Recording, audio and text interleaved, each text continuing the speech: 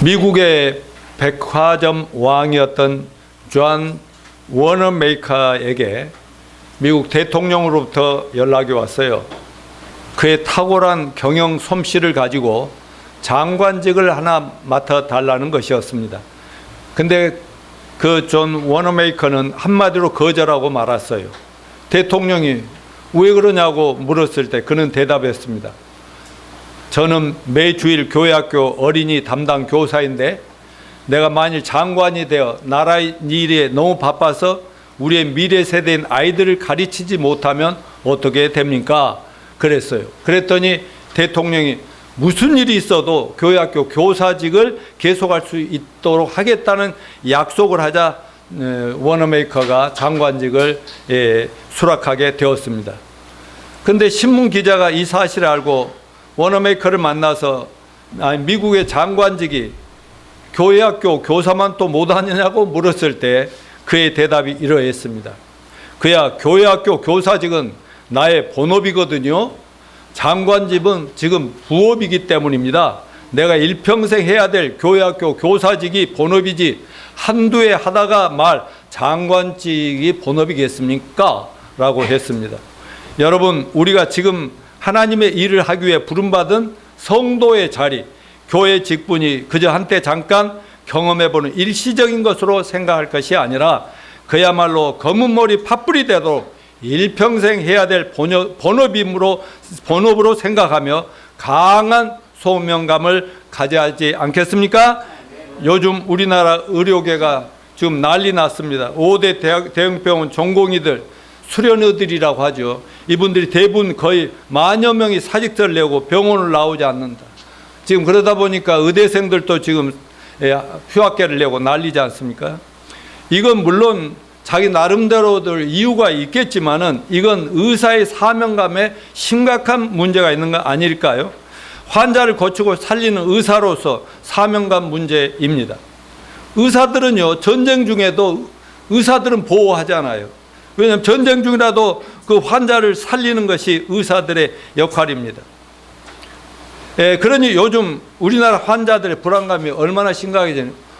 여러분 지금 아프면 절대 안 돼요. 가서 입원할 자리도 없고요. 수술도 받기 어렵습니다. 이거는 전 국민적인 문제, 이건 사명 문제, 소명 문제라고 말할 수가 있습니다. 자, 오늘 함께 읽었던 본문 말씀은 예수님 탄생 전 700년 전, 지금부터 약 2700여 년 전에 구약의 선지자 이사야가 거룩하신 하나님과 만남을 통해 자신을 하나님 말씀의 대언자로 부르심을 받는 장면이었습니다. 이사야는 이스라엘 역사상 가장 위대한 선지자 중에 한 명이고 이사야서라는 성경을 받아 기록한 분입니다. 그는 이스라엘의 장래와 인류 역사의 장래까지 그리고 예수님의 동정녀 탄생과 예수님 십자가 고난과 부활 등 놀라운 예언을 예수님 탄생 700여 년 전에 받아서 기록하고 우리에게 전해서 우리까지 전해지는 선지자입니다. 때는 남왕국 유다왕 우시아가 죽던 해였습니다. 우시아는 유대 나라의 10대 왕으로서 붙인 아마샤를 이어서 52년 동안 나라를 잘 통치한 선한 왕 중에 한 명으로 기록되고 있습니다. 그런데 오늘 본문 1절에 보니까 우시아 왕도 죽었죠. 우시아 왕이 죽던 해 내가 본즉 주께서 높이 들린 보좌에 앉으셨는데라고 나옵니다. 여기서 우리 그리스도인들은 우리가 주목해야 될 부분이 뭐냐면 우시아 왕이라는 분이 죽고 난 후에 이사야 선지자가 하늘나라 천국 보좌에 앉으신 하나님의 영광을 바라보게 됐다는 것입니다. 여러분, 하나님의 종이라는 이사야뿐만 아니라 그 당시 태어나면서부터 하나님을 섬긴다는 이스라엘 온 백성들이 역사상 선왕이라고 하는 우시아 왕만 보이고 하나님은 어디로 간 데 없이 보이지 않는 그런 상태였다고 합니다. 그렇습니다. 여기에 굉장히 중요한 교훈이 있는데요. 오늘날도 우리들도 오늘날 사람들이든가 세상 돈이라든가 권력이라든가 유명한 연예인들이라든가 스타들이란 이런 크게 보이지 하나님이 자꾸 어디로 사라지고 안 보입니다. 심지어 하나님을 섬기는 목회자들에게도 교회나 목회나 성도들이 막 우상처럼 크게 보이면 하나님이 사라지고 보이지 않을 수가 있습니다. 어느 시대 어느 나라나 마찬가지지만 어떤 정치 지도자가 짠하고 등장하면 그런 정치 지도자나 대통령만 보이면서 그들이 하나의 우상이 되고 그들에게 열광하는 경우가 있습니다. 그러다 보면 기독교인들이라도 하나님 보이지 않고 자기들이 충성하는 지도자들만 보이는데, 그러나 여러분 그들도 다 어느 날 다 무너지게 됩니다. 그때서야 우상이 깨어지고 맙니다. 신이 아니었구나 하는 겁니다. 온 세상 만민은 다 자기 나름대로 우상들을 가지고 있습니다. 그 우상이 깨어져야만 하나님이 보인다는 교훈인 것입니다. 그러므로 위기가 하나님을 볼 수 있는 기회가 되므로 소망을 노래하게 되는 성도들이 됩시다. 이사야는 우시야 왕이 죽게 되자 천국과 보좌에 앉으신 하나님을 뵙게 되고, 그때 위로부터 들려오는 하나님의 부르심의 음성을 듣게 됩니다. 당시는 이사야의 조국인 이스라엘 나라의 국가적인 위기였어요. 정치를 잘했던 강력한 왕이 죽게 되면서 정권 다툼이 심각할 때, 그런가 하면 바로 그때 주변에 여러 나라들이 세력이 점점 막강해져서 백성들이 불안해하던 때였습니다. 또 개인적으로 이사야에게도 위기가 왔습니다. 왜냐하면 이사야는 우시야 왕의 사촌이거든요. 당시 이사야는 왕국을 자유롭게 출입하는 상당한 지위에 있었던 사람입니다. 그렇기 때문에 왕이 죽었다는 사실은 그의 정치적인 배경이 그만 끊어지고 말아서 외로울게 될 수 있어요. 개인적인 면에서나 국가적인 면에서 이건 분명히 위기요 환란입니다. 그러나 이 위기는 새로운 기회가 된다는 것을 말씀하고 있습니다. 여러분 지난주 제가 설교 때도 위기가 기회라고 설교했던 거 기억하시죠? 그러듯이 주님 안에서 믿음으로 살아가는 우리 같은 사람들은 위기가, 환란이, 고난이 절대 나쁜 것만은 아니라는 걸 믿읍시다. 때로는 환란을 통해서 우리는 귀중한 진주를, 새로운 보화를 발견한다는 사실을 깨달아야만 합니다. 그러므로 우리 예수 믿는 하나님의 자녀들과 하나님의 종들, 우리는 고난과 시련과 위기가 언제나 나쁜 것만이 아니라 오히려 놀라운 축복의 기회가 될 수 있다는 사실을 잊지 마시길 바랍니다. 어쩜 이사야의 경험한 시대적인 상황이 요즘 우리나라의 현실과 비슷하다고 생각이 됩니다. 우리나라가 처한 상황이 지금 굉장히 위험한 상황입니다. 총선을 앞두고 여야의 대결이 최악의 상황으로 나아가고, 의대생 증원 문제로 한국의 빅5 병원의 전공의들의 사직서가 계속 병원에 대출되고, 의사들이 출근하지 않으므로 긴급 환자들, 암 환자들의 치유가 무기한 연기되고 있는 상황에 의협과 정부 간의 대립각은 갈수록 심각하고 있습니다. 러시아의 우크라이나 침략이 2년이 되었습니다. 최근에 그 뉴스들이 바로 전쟁으로 인해 동남아, 동북아의 이 지형이, 정치적 지형이 완전히 바뀌고 있고, 지금 4년째 접어들고 있는 코로나 팬데믹으로 세계 정치 질서가 심각하게 변화되고 있습니다. 북한은 우리를 적대국으로 정하고 언제든지 공격하여 작사를 내주겠다고 엄포를 놓고 있습니다. 김정은이 러시아를 방문하면 또 러시아의 푸틴이 또 이제 북한을 지금 또 방문하겠다는, 참 최근에 있을 수 없는 일들이 막 계속되고 있습니다. 미국도 일본과 러시아 손잡고 중국을 견제하라고 있고, 모든 국제 정세가 우리나라에게 불리하게 상황으로 치달아가고 있다는 사실을 기억합시다. 경제적으로도 온 국민이 맨날 한숨을 쉴 수밖에 없는 어려운 상황으로 나아가고 있습니다. 저도 이제 부엌 살림을 하다 보니까 물건값이 왜 이렇게 비싸요? 갔다가 들었다 놨다만 하는 수가 있답니다.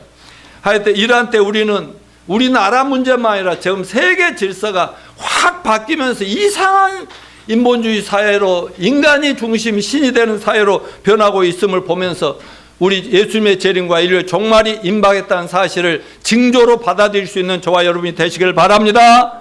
그렇다면 우리는 우리 삶에 닥치고 이 시대적으로, 사회적으로, 가정에, 우리 인생에 닥치는 고난과 시련, 위기를 어떻게 기회로 바꿀 수 있습니까?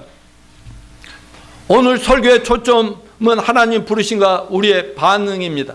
오늘 본문 8절을 읽어볼까요? 시작. 주의 목소리를 들은 적 이르시되 내가 누구를 보내며 누가 우리를 위하여 갈고 가로되 내가 여기 있나이다 나를 보내소서. 이 하나님의 안타까운 음성과 이사야 선지자의 아주 반응의 내용입니다. 하나님과 이사야 선지자 대화 내용은 매우 짧지만 구석에는 참으로 중요한 의미들이 담겨 있는데요. 하나님과 이사야 선지자 만남과 대화 가운데 하나님은 어떤 사람을 하나님의 사명자로 이 땅에 보낼까 하고 고민하는 말씀이에요. 반면에 또 선택함을 받은 사람은 어떤 자세로 주님 앞에 헌신해야 하는가, 신앙생활의 모본을 보여야 하는가 하는 두 가지 의미, 하나님의 고민과 우리들이 어떻게 반응해야 하는가, 이 두 가지입니다. 호주 선교의 첫걸음을 걸었던 초대 순교자 윌리엄스 목사님은 이런 말을 했습니다. 복음의 전진은 중단될 수 없습니다. 나는 내 뜻으로 이 섬에 들어가는 것이 아니라 하나님의 보내심을 받은 것이므로 나는 갈 수밖에 없습니다. 맞아, 하나님이 보내셔서 호주 선교사로 가게 되었다는 것입니다. 적어도 주님을 체험한 사람들은 이런 확고한 소명의식이 있어야만 됩니다. 소명의식은 우리 모두에게 필요합니다. 여러분, 이 자리에 있는 거 하나님이 보내신 겁니다. 저도 이 서울 우리 교회를 시작한 것이 내 뜻하고 전혀 상관없습니다. 하나님의 뜻이었음을 고백합니다.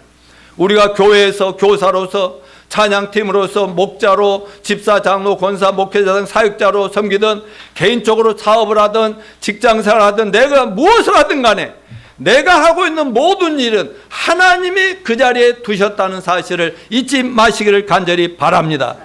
우리는 모든 일을 통하여 하나님의 놀라운 역사가 일어난다는 분명한 신앙인의 소명의식을 가지고 삽시다.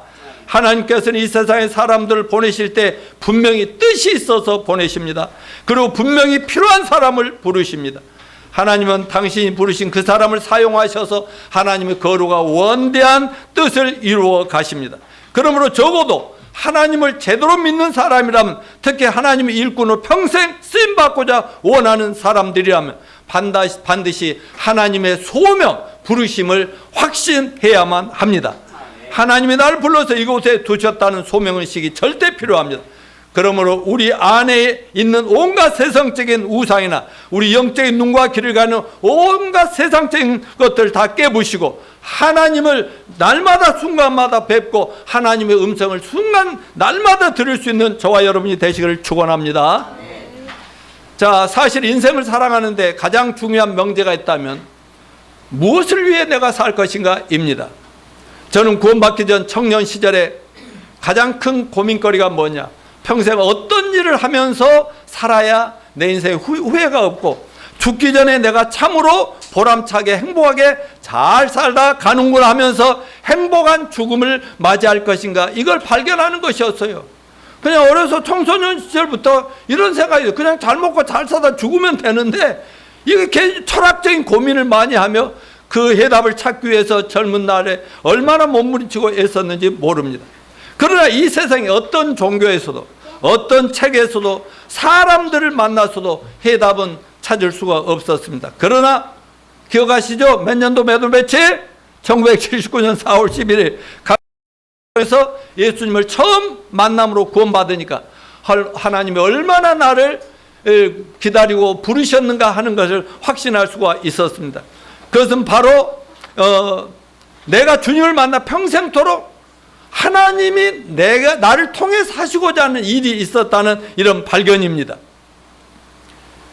그것은 바로 다름 아닌 그리스도께서 모든 시대, 모든 교회, 모든 신자들에게 다 내려주신 지상명령, 복음전도와 영혼구원과 제사 잡는 사역, 주님의 몸된 교회를 주님 오실 때까지 세워나가면 세계 선교를 완성하는 것 맞습니까? 예, 우리 이거를 사명의 문제라고 합니다. 기독교적 표현을 빌리면 이건 미션, 콜링, 소명, 사명 이렇게 얘기합니다. 하나님은 부르심과 그분이 맡겨주신 사명을 수행하라고 부르셨다는 얘기인 것입니다. 부쿠라파의 기독교 철학자 유명한 케르케고르가 22살 때 자기 일기장에 이런 글을 남겼습니다. 온 천하가 무너져도 내가 붙들고 놓칠 수 없는 이것을 발견해야만 한다. 이것을 위해 살고 이것을 위하여 죽을 수 있는 나의 사명 말이다. 스위스의 사상가 칼 힐티도 내 인생의 최고의 날이 있다면 나의 사명을 자각하는 날일 것이다. 하나님께서 나를 이 목적을 위해 쓰시겠다고 작정하신 그것을 깨닫는 일 말이다라고 말했습니다. 동양의 사상가 공자는 뭐라고 그랬어요? 아침에 도를 깨달으면 저녁에 죽어도 좋겠다라고 해요. 노양모 목사도 1979년 4월 11일 그날이 되기까지는 어떻게 해야 한 번밖에 없는 인생, 살고 보니까 또 후회스럽고 어려서부터 살고 나면 또 지난날 후회스럽고 이건 아닌데 하면서 어떻게 해야 한 번 살다 가는 인생 정말 멋지게 살다 나 정말 잘 살았다고 말해주고 이런 고민이 청소년 시절부터 청년에 이어가다가 주님을 만나서 할렐루야를 외치게 된 것 감사합니다. 문제는 우리가 어떻게 이 사명을 발견할 수 있느냐 하는 겁니다. 그런데 성경을 읽어보면 혹은 지난날 2000년 기독교 역사를 보면 하나님께서 귀하게 쓰신 사람들은 나라와 민족 그리고 자신의 삶과 삶의 고통과 시련 속에서 하나님 앞에 엎드려서 간절히 기도하고 저처럼 막 서 다니면서 길거리 가면서라도 울면서라도 기도할 때 하나님께서 들려주시는 그 부르심, 나를 부르신 부르심, 소명을 받을 수 있다는 사실입니다. 인생에서 가장 중요한 질문이 두 가지가 있는데 이 질문에 확고하고 명확한 대답을 할 수 없으면 여러분 인생을 아직도 제대로 살고 있지 못하다는 사실을 기억하시기 바랍니다. 자, 첫째 질문합니다. 잘 생각하고 대답하십시오. 구원 받으셨습니까? 오늘 당장 죽어도 천국 갈 확신이 있습니까? 죄사함 받았습니까? 아멘. 둘째입니다. 당신의 사명은 무엇입니까? 하나님은 당신을 어떤 일에 사용하시라고 선택하고 부르셨다고 생각하십니까? 이 두 질문에 대한 대답을 경험하는 인생의 가장 중요한 사건이 바로 구원 사건, 소명 사건입니다. 사람이 일생을 통해 경험할 수 있는 가장 중요한 사건, 무슨 사건이요? 구원, 소명 사건. 예. 이 두 가지가 너무나 중요하지만 그러나 누구나 먼저 하나님 베푸시는 구원의 은혜를 먼저 받아야만 모든 것이 해결됩니다. 여러분 구원이라는 게 뭐예요? 죄 때문에 하나님과 분리됐다가 하나님을 잃어버렸다가 어느 날 갑자기 하나님을 찾고 하나님을 부르고 하나님 없이는 이대로 살다 죽을 수 없는 고통 가운데서 어느 날 주님 앞에 무릎 꿇고 엎드려 기도하면서 하나님을 찾고 찾았더니 하나님께서 예수를 믿으라 그래야 너와 내 집이 구원을 받으리라 하면서 정말 예수님을 통해서 나의 모든 죄를 사하시고 부활하심으로 죽을 수밖에 없는 인간도 영원히 살 길이 열린다는 이 구원의 복음을 듣고 깨닫고 믿음으로 우리가 구원받는다는 사실을 우리 모두가 압니다. 예수님이 요한복음 3장에서 뭐라고 그랬어요? 따라서 해서 사람이라면 반드시 거듭나야 하느니라. 아멘. 왜냐하면 육으로 난 것은 육이요 영으로 난 것은 영이니까 말이죠. 엄마 뱃속에서 누구나 한번 육으로 태어난 인생에 반드시 경험해야 될 게 영으로 하나님의 신을 만남으로 말미암아 하나님을 만남으로 말미암아 하나님의 자녀로 다시 한번 거룩하고 깨끗하게 태어난 이 경험 거듭남이라고 합니다. 여러분 거듭나셨습니까? 예, 사람은 이렇게 거듭날 때만 이제 모든 것이 하나님의 관점으로 세상을 보게 되고요. 거듭나야만 성경 말씀도 그때부터 막 우리가 밥맛 없어 막 억지로 밥을 먹는 교회 생활이 아니라 그때부터는 밥이 너무 맛있어서 신나게 밥을 먹는 그런 것처럼 성경 말씀이 우리에게 다가오게 된다는 사실입니다. 구원을 통해서 먼저 하나님과 우리 사이에 막힌 담벼락을 헐어버릴 때 하나님 앞에 떳떳이 당당하게 서서 주여 내가 여기 있나이다 내가 무엇을 하오리까라고 말씀드릴 수가 있는 것입니다. 그러기 전에는요 자기 죄 때문에 감히 하나님 얼굴 쳐다보기도 어렵고 그저 죽이지 않으면 무슨 일을 하는 게 문제가 아니라 이대로 하다가 저주 안 받으면 다행이다 이런 사고방식으로 살게 되는 거 아니겠습니까? 자신의 죄로부터 구원 하나님을 만나 죄 용서받고 무죄 판결을 받고 하나님의 자녀로 거듭나 이것은 인간이라면 살아생전에 반드시 해결해야 될 너무너무 중요한 문제라는 사실을 믿으십니까? 여러분 수많은 정치, 경제, 사회, 예술, 문화, 이 스타들이 시도 때도 없이 추락하는 것을 언론을 통해서 수없이 봅니다. 그래서 전 예수님 만나기 전 하도 꿈이 커서 남들이 들어가기도 어렵다는 한국 외환은행, 특수은행에 딱 들어가서 다 부러워했지만 그것도 나의 아르바이트 정도라고 생각하고 그냥 4년도 못 채우고 그냥 그만 던져버리고 나왔다니까요. 왜? 그만큼 꿈이 있었다니까. 난 이런 정도 갖고 만족. 나 혼자 잘 먹고 잘 살고 안 돼! 이랬단 말입니다. 그러면서 이 땅의 스타를 꿈꿨다고 봐야죠. 이 세상에서 그래도 사람들이 알아주는 그런 인생을 살다 가야 돼. 이런 걸 꿈꿨는데 예수님을 만나자마자 이 모든 세상적인 스타 꿈을 다 버렸습니다. 그리고 예수님을 만남으로 나는 많은 사람을 옳은 길로 천국으로 영생으로 구원으로 인도하는 하늘 스타가 돼야 되겠다. 그래서 저는 이래봬도 하늘 스타입니다. 베스트 천국 가이드입니다. 여러분도 다 그렇게 되시기를 축원합니다. 자, 로빈이 소인도 함께 자 따라서 자 준비하면 할렐루야 하고 주먹을 쥐십시오. 준비! 다 같이 날 보고.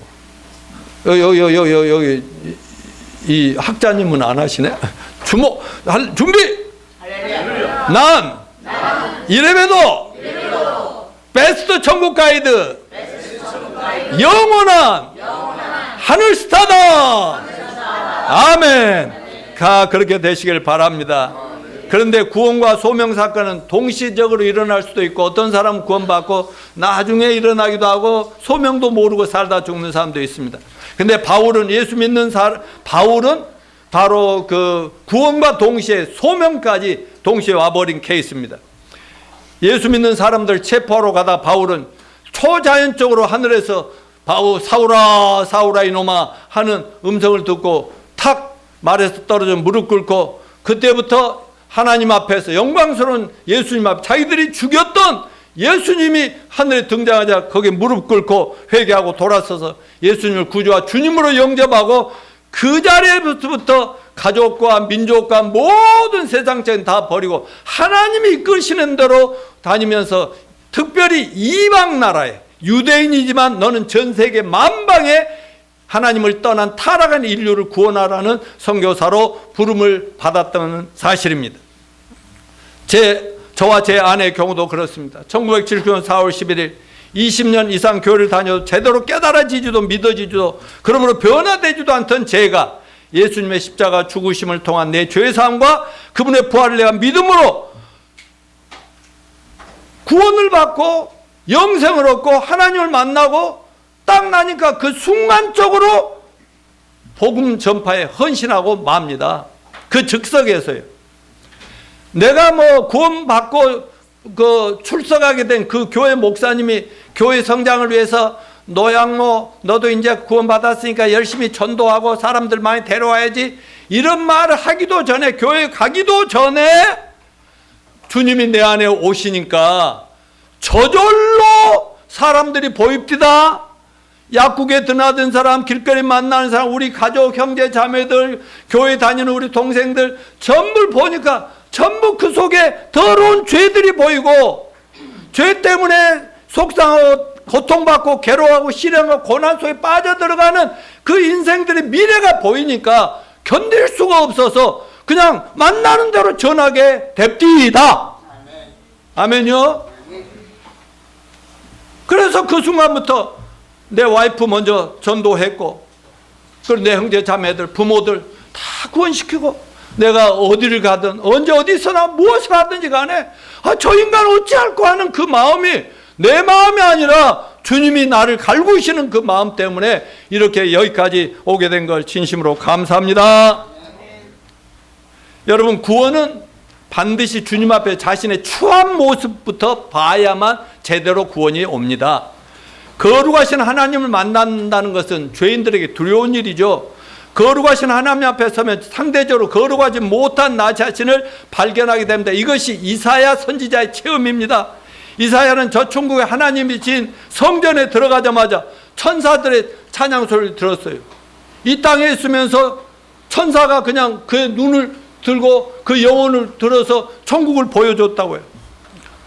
그런데 많은 천사들이 보좌에 앉으신 하나님을 옹이하고 찬양을 하는데 뭐라고 그랬어요? 거룩하다 거룩하다 그래. 날개짓을 하면서 천사들이 거룩하다 거룩하다 영광의 하나님이 이 거룩하니 영광을 받으시옵소서 이렇게 찬양을 합니다. 거룩하신 하나님 앞에 눈에 초점이 맞춰주는 순간 이사야 선지자는 자기 자신을 발견하고는 거꾸러지면서 이렇게 고백을 합니다. 화로다 나여 망하게 되었도다. 아, 나는 저주받아 망하게 되었도다. 하나님, 저는 부정한 사람입니다. 입술이 부정하고 마음이 부정합니다. 이렇게 한탄을 하면서 엎드려집니다. 이것은 거룩한 하나님 앞에 섰을 때 상대적으로 거룩하지 못한 자신을 발견하는 사람들의 체험입니다. 마치 투명하고 거룩한 깨끗한 거울 앞에 서면 자신을 더 잘 볼 수 있는 것과 마찬가지입니다. 여러분, 거울이 투명하고 깨끗할수록 상대적으로 나 자신이 잘 드러납니다. 우리 어머니 아버지가 나 잘생기게 태어나게 해주셨거든요. 그런데 나보다 더 잘생긴 인간들을 만나면 상대적으로 안 생긴 것 같은 나를 발견하고 좀 그렇습니다. 또 너무나 깨끗하고 순전한 사람을 만나면 내 속으로 표현을 안 하면 속으로 얼마나 추하고 부끄러운지 몰라요. 사람 앞에서 그런데 하물며 거룩하신 하나님, 영광스러운 하나님 앞에 우리가 어떤 체험을 하는 게 맞을까요? 하나님 앞에 서는 사람마다 자신의 추한 모습을 볼 수밖에 없습니다. 그래서 누군가 교회를 처음 나와가지고 예배 속에서 눈물을 지으며 울면서 알지도 못한 하나님 앞에 울면서 예배하고 그러다가 하나님을 체험하고 나가는 사람이 있는 것이 그런 겁니다. 그러므로 빨리 자신의 죄인됨을 깨닫고 나를 위해서 십자가에서 대속의 죽으심을 당하신 예수 그리스도를 믿음으로 죄사함과 구원의 은혜를 먼저 받는 것이 인생의 가장 중요한 일이라는 것을 믿읍시다. 이것은 모든 인간이 하나님을 만나야 하는 필수적인 첫 단계입니다. 그런데 아직도 구원받지 못한 채 여전히 목사도 하고 신부 노릇도 하고 기독교를 생활하는 사람들이 교회 안에 너무너무 많다는 사실 아닙니까? 그래서 마태복음 7장 21절 이하에서 예수님이 그랬잖아요. 나더러 주여 주여 하는 자마다 천국에 다 들어갈 것이 아니요. 나더러 주여 주여 하면서 내가 손지자 노릇했고 목사했고 장로했고 집사했고 신부 노릇했고 교황했고 백날마다 이렇게 말을 하는데도 나가 너를 도무지 모르니 이 불법을 행한 자 나를 떠나 저 불과 지옥 못에 들어가라! 이렇게 할 사람이 너무너무 많다고 한 사실을 믿읍시다. 아멘.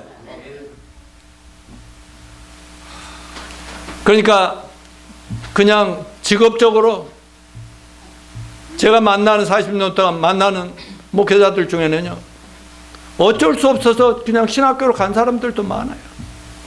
목사가 좀 믿음 좋아 보이니까 등 떠밀어서 너는 목사가 돼야 되겠다 이렇게 밀어본 적도, 부모님 때문에 어쩔 수 없는 가는 사람들도 많아요. 그런데 보면은 모태신앙일수록 언제 주님을 만나서 확 뒤집어지고 자기 추악한 내가 하나님의 은혜로 용서받고 구원받아 이런 말이 안 나와.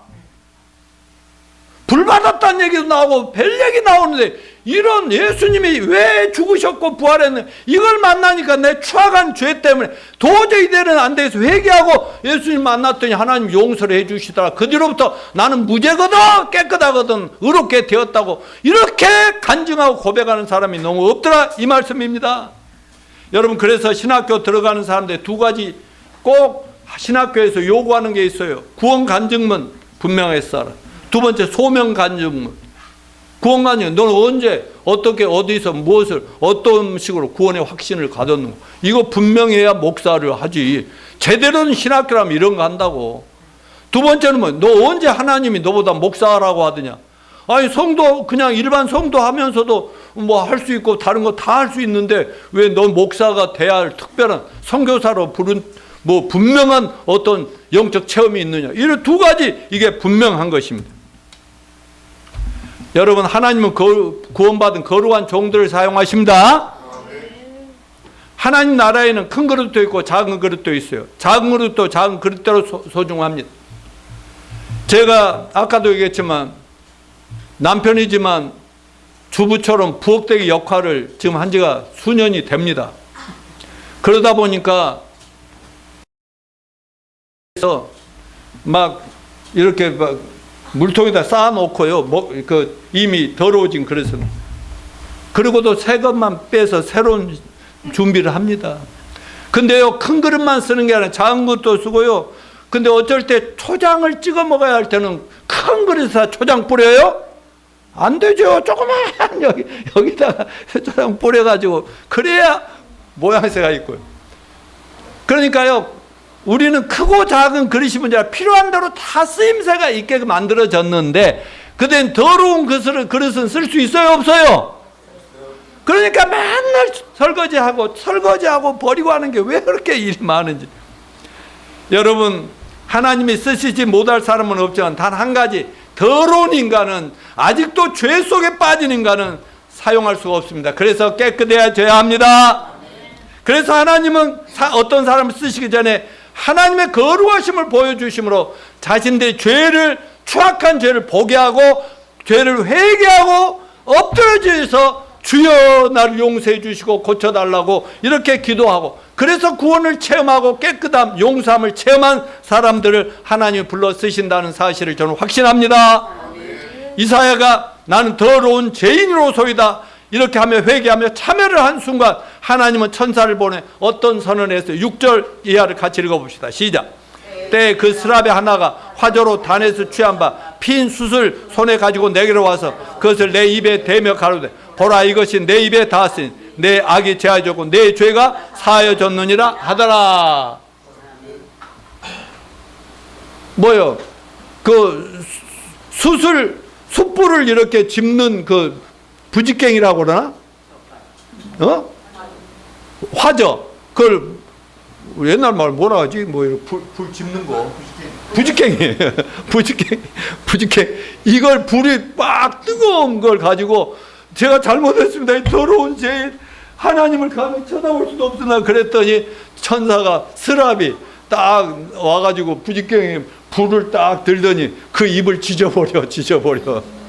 그러면서 하는 말이 네 악이 제하여졌고 보라, 이것이 내 입에 닿은 네 악이 제하여졌고 내 죄가 사하여졌느니라. 맞아, 하나님의 용서가 선언됐고 구체적으로 더러움을 깨끗하게 제거했는데 특별히 숯불로 왜 입을 찢었을까요? 하나님, 우리가 입술로 하나님을 높이며 찬양하며 감사하며 사랑을 고백하며 하나님의 거룩한 말씀을 전하며 이렇게 해야 되는데 이 입술로 늘 세상 얘기, 자기 자랑, 불신앙, 못된 소리, 불평, 원망, 비난, 비방 이런 얘기를 하니까 이 입이 더러워서 하나님 부지갱이 불로 막 지져버린다니까. 따라서 합시오. 그 입술의 말이 그 사람이다. 여러분, 우리가 많은 죄가 있지만 입술의 죄를 고백한 이유는 뭐냐? 입술이 가장 대표적인 악인가 봅니다. 누가복음 6장 45절에 뭐라고? 사람이 마음에 가득한 것을 입으로 말한다. 마가복음 7장 21절에 23절 시작. 속에서 그 사람 마음에서 나오는 것은 악한 생각, 음란, 도적질, 살인, 간음, 탐욕, 악독, 속임, 음탕, 질투, 비방, 교만과 우매함이니 이 모든 악한 것이 속에서 나와서 어디로 나와요? 입으로 나와서 사람을 더럽게 하니라. 태어나면서부터 부모로부터 물려받은 원죄, 거짓되고 부정한 부패한 마음속에 온갖 죄악들이 입술로 평생 표현된다는 거예요. 여러분, 이 말씀들은 이 인간이 이렇게 더럽고 추악한 본질을 가지고 태어난다는 것은 엑스레이 같은 성경의 진단의 말씀인 것을 기억하시기 바랍니다. 그래서 어떤 사람이 그 사람이 어떤 사람인가 위인됨을 알아보려면 그 사람 하는 말을 들어보면 됩니다. 그의 말이 바로 그 사람입니다. 그의 말이 그의 인격의 수준입니다. 로마서에서는 우리의 목구멍은 열린 무덤이요. 무덤이 그 시체가 썩어 냄새나 문드러진데 무덤이 열려 있다 이 말이지. 그래, 우리가 입만 열면 세상을 더럽게 하고 추악하게 만드는 그런 부패와 절망의 입술이다 이렇게 얘기하고 있잖아요. 그래서 말과 입술은 우리의 삶과 신앙의 그 하나의 그 증거다. 그러니까 우리 불신앙의 표현은 언제나 어렵다, 못한다, 틀렸다, 망한다, 죽는다, 맨날 걱정, 염려의 말이 막 입에서 쏟아져 나오잖아요. 믿음의 소리가 잘 안 나오죠. 하나님에 대한 믿음이 없고 맡기지 못하니까 그런 부정적이고 타락하고 더러운 말이 계속 나오게 됩니다. 그 입술에 표현된 죄악성이야말로 그 한 사람의 정체성을 보여주기에 부족함이 없습니다. 우리 이 시간 다 같이 주님 앞에 따라서 주여! 우리 입술이 부정하나이다. 숯불로 지져주세요. 아니 예수님 보혈로 씻어주세요. 하나님의 진리의 말씀으로 입술을 깨끗게 해주세요. 이렇게 날마다 순간마다 기도합시다. 또 하나님 이스라엘의 현재와 미래 인류 역사 전체 미래를 예언할 예언자로 쓰시기 위해서 먼저 입술의 성별을 요구하느라 입술의 죄악을 지져버렸다라고 하셨습니다. 어쨌든 이사야의 죄악이 발견되고 고백되는 순간 하나님은 즉시로 천사를 시켜 그 입술을 불로 지져버려라 그랬대요. 그러면서 이거는 시청각적인 표현인데요. 그러면서 선언하시기를 내 악이 죄하여 졌고 내 죄가 사하여 졌느니라. 여러분 이 말씀이 들렸을 때 하나님으로부터 네 죄가 사하고 네 악은 이제 없어졌어 들었을 때 얼마나 신나고 기쁘고 감사하고 감격을 했을지 상상해 보시길 바랍니다. 저와 제 아내는 1970년 4월 11일 그날을 절대 잊을 수 없어요. 여러분도 내가 하도 말하니까 잊을 수 없죠. 20년 이상 교회를 다녀 절대로 변하지 않는 우리 자신의 죄악된 모습은 늘 불안하고 초조하고 낙심하고 자주 이렇게 살다가는 결과가 절대 안 좋을 것 같은 그런 확신이 오니까 미치고 한장할 지경이다가 그 목사님 만나서 예수님이 노양모 전정대 과거 현재 미래 모든 죄악을 단번에 영원히 속죄했다는 그 말씀을 듣는 순간 제가 행복했겠어요 안 했겠어요? 행복이 아니라 감동에다가 감격에다가 이건 아주 천지개벽이 일어날 정도로 무지무지한 내 인생의 기적이 사건이 그 구원의 사건이었다는 사실인 것입니다. 그날 이후로는 집에 있던 밖에 나가든 국내에 있던 해외 나가든 만나는 사람보다 웃으며 말을 해도 내 마음속에는 이 더러운 죄인 네 죄를 어찌할꼬 하는 마음으로 주님이 나를 너에게 보냈다는 그런 마음으로 이렇게 도전하고 찝쩍거리고 말이죠. 전도하고 이렇게 안 할 수가 없게 되더라고요. 여러분 진짜 예수님을 만남으로 죄사함 받고 구원받은 체험이 있고 감격이 있는 사람이라면 누구나 저처럼 아니 저 이상으로 만나는 사람들마다 구원 문제부터 체크할 수 있는 사람이 돼야 된다고 저는 믿습니다. 사랑하는 형제 자매 여러분, 우리도 수시로 우리 허물과 죄들 자백하고 참여합시다. 우리가 다 한꺼번에 구원받았다 해서 잘못하지 않으라는 법은 없잖아요. 우리 본질이 아직 있고 몸이 부활이 안 됐기 때문에 시도 때도 없이 우리는 온갖 못된 말들이 나올 수 있습니다만은 이걸 참여하고 자백하고 참여합시다. 예수 그리스도와 구원자시로 복음을 전할 이 입술을 늘 깨끗하게 보존하는 저와 여러분이 되시기를 바랍니다. 자, 넘겨주시고 넘겨주시고 이건 다 여러분 너무 잘하니 넘겨주시고 이제 용서 서는 직후에 어떤 일이 일어났습니까? 구약성경 오늘 본문에서는 하늘에 계신 여호와 하나님 이스라엘을 부르십니다. 하나님 부르시면 하늘로부터는 탄식 소리로 들려오는 겁니다. 누가 우리를 위해 갈꼬? 내가 누구를 보낼꼬? 하나님의 탄식 소리 이렇게 들리시기를 바랍니다. 신약에서 이 땅에 하나님이 사람 되어 오신 예수님께 뭐라 했어요? 추수할 것은 많은데 추수할 일꾼이 없구나. 그래서 막 이 곡식들이 다 썩어 그냥 땅에 그냥 떨어져 죽는구나. 이걸 거둬들여서 먹고 살려야 되는데 이런 탄식 소리와 같은 것입니다. 하나님은 이렇게 우리를 향해 하늘로부터 위로부터 하나님의 복음을 전파 영혼을 구원할 선한 일꾼을 안타깝게 찾으시며 부르시고 계신다는 사실을 믿읍시다. 왜냐하면 우리가 구원받은 성도라면 하나님의 거룩하고 위대하고 선한 일에 쓰임받을 기본 준비가 됐다는 거 아니겠습니까? 예수님 믿음으로 죄악이 용서되고 깨끗함을 받는 자는 얼마든지 부르시고 축복하시고 사용할 수 있는 자로 준비된 것입니다. 소명받을 준비가 되어 있다는 것입니다. 그렇습니다. 내 인생의 소명을 발견하기를 간절히 원하는 마음으로 내가 무엇이 부족한가를 생각하면서 자신을 체크하는 시간이 되기를 바랍니다. 하나님은 나를 위해 무엇을 준비하셨을까 하고 인생의 소명과 사명을 발견하기 원하는 사람은 언제든지 먼저 자신이 하나님 쓰시기에 정말 너무나 부족하고 형편없는 자리에 있다는 것을 깨닫고 하나님 이런 나를 하나님이 주실 수 있다면 영광이겠습니다 하고 이렇게 주님 앞에 자신을 드리는 우리 모두가 돼야 됩니다. 이렇게 하나님 앞에 자신을 세워두고 자신의 죄악과 불법을 해결하고 자백할 순간 마음속에 하늘로부터 하나님의 음성이 들려옵니다. 네 죄가 깨끗하게 씻어졌느니라. 네 죄가 다 없어졌느니라. 이 소리를 들으십니까? 그러면서 동시에 들으셔야 된다니까. 내가 누구를 보낼고 나를 위하여 누가 나를 대신하여 가서 복음을 전할고 이런 하나님의 음성이 제발 들리시길 간절히 바랍니다. 그때 그리스도인이라면 당연히 뭐라고 그래야 돼요? 다 같이 주여 내가 여기 있나이다. 나를 보내소서. 이렇게 하고 제발 하나님 부르신데 변명하지 맙시다.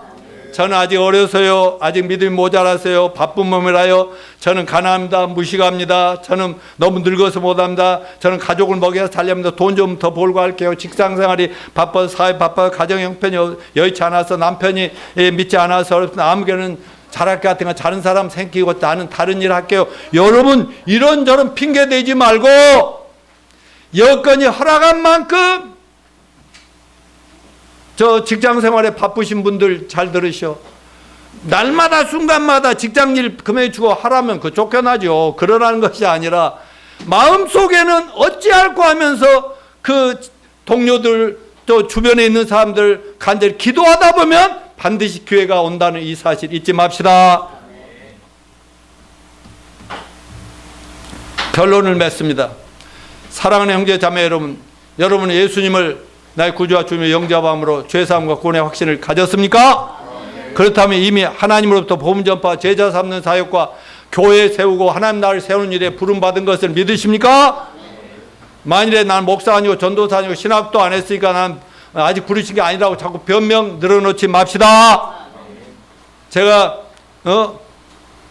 지난 주간에 저 군포까지 가서 나이가 80대이신 그 할머니 권사님 한 분을 만나서 상담을 해가지고 예수님을 깨끗하게 영접시키고 죄사함을 받았다고 해서 그분한테요 이제 나이 탓하지 말고 나이 39으로 생각하고 지금부터 천국 가는 그날까지 주님 오실 그날까지 복음을 전해서 이 군포 이 아파트에서 한 목장이 형성되고 교회가 시작될 수 있도록 하겠습니까? 안 하겠습니까? 얼마나 갈궜더니 하겠습니다 하고 하겠습니다 하고 그렇게 했어요. 여러분 우리 나이 상관없이 죽는 그 순간까지 누군가에게는 예수님 복음을 전해서 한 영혼을 천국 데려가는 저와 여러분이 되시기를 바랍니다.